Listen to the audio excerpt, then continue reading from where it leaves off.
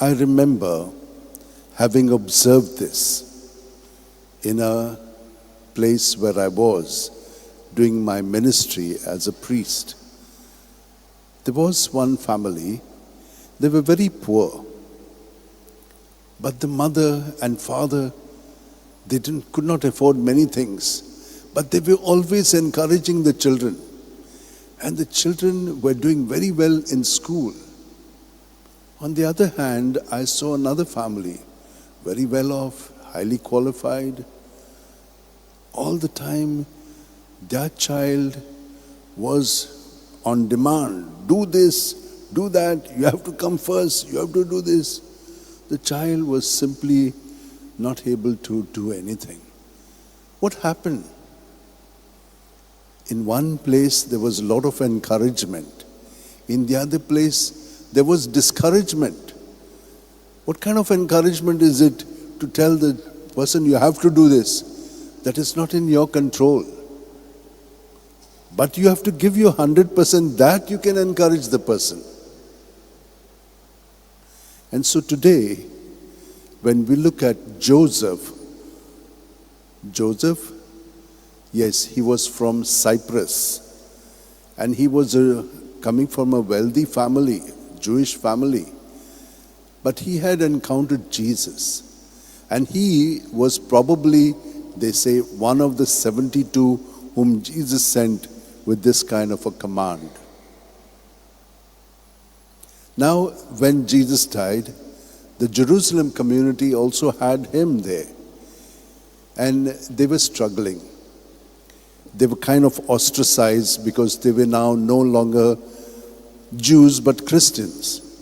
So one of the things that he did was, he had a big property, he sold it and brought the money and gave it to the apostles and said, do with it whatever you have to do.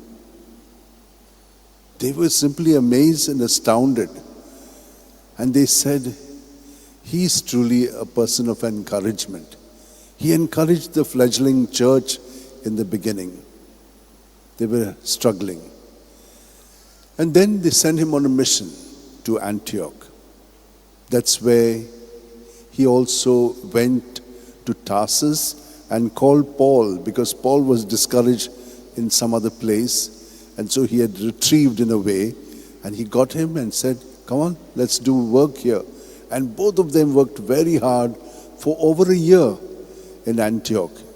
And that's where we have heard those who had been baptized were called Christians. Because they understood that they were not by themselves, they were in Christ. Now, when you are in Christ, you depend on Him, not on yourself. And that's why Jesus is telling them, when you go in my name, then don't rely on anything that is worldly. Rely on me. For a laborer deserves his wages, his food. When you go to a house, not your peace, my peace, you give it to them. And if they are worthy, they will receive it. Otherwise, you come back. Very often we get discouraged when we do good things and people are not really grateful, or they are not able to respond accordingly, according to your teaching. Yes, that is because we must know that whatever we say cannot grow 1 minute. If they are ready, yes. Like a plant cannot grow. When you plant it, tomorrow it's up. No, it won't grow. It takes time. So you have to take care of it. You have to nurture it. And so there is this need of accompanying. And so we see how today accompaniment has to take place guided by the Spirit and through union with Jesus. Through that faith, knowing that not you, He. Because when you experience people, you'll feel discouraged. What are they? Where are they? They are not useless. This. That is where we find ourselves. That is what sin has done to us. That is why Jesus was sent to us to bring us out of it. And now He is doing it through us. Christians, no? So he's doing it through us. And so, my dear sisters and brothers, today it is told to us, what do we need? 2 ingredients, prayer and fasting. Prayer is deep relationship, and fasting, the ability to say no to yourself. Food, we are all conditioned. Morning, breakfast. 10 o'clock, tea. 12 o'clock, 12:30, lunch. 4 o'clock, another tea. 8 o'clock, dinner. So we are all programmed. You don't get that, you can't function. Now, the ability to take yourself, that is what it is, fasting. You can say no to yourself so that you can say yes to what God wants to do through us, because He will take care of us. Look at the birds, look at the animals, look at the trees. Do they do anything? And yet the Heavenly Father cares for them. And how much more He cares for us. All these things we know, but why are we not putting it into practice? Not that you all are not doing it, you all are doing it. But can we do it a little more focused by keeping certain things first? Seek first the kingdom, the rest will fall in line. Who's the kingdom? Jesus is the kingdom.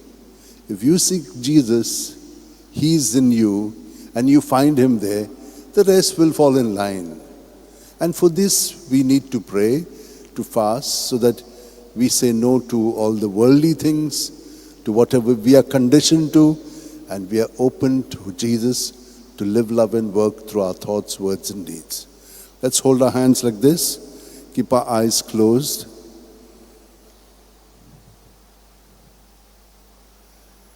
Every moment, without Jesus, we cannot live. He is the breath of life.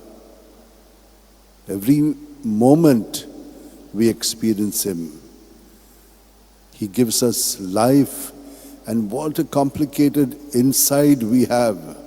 So many systems are at work together, and they're all functioning so beautifully.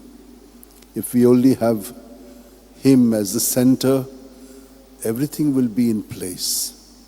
And we will be able to give Him to others because we experience Him in ourselves. Lord, may this happen to each one of us today. Like Barnabas, may we be in You, encouraging others to follow You. Thank You, Lord.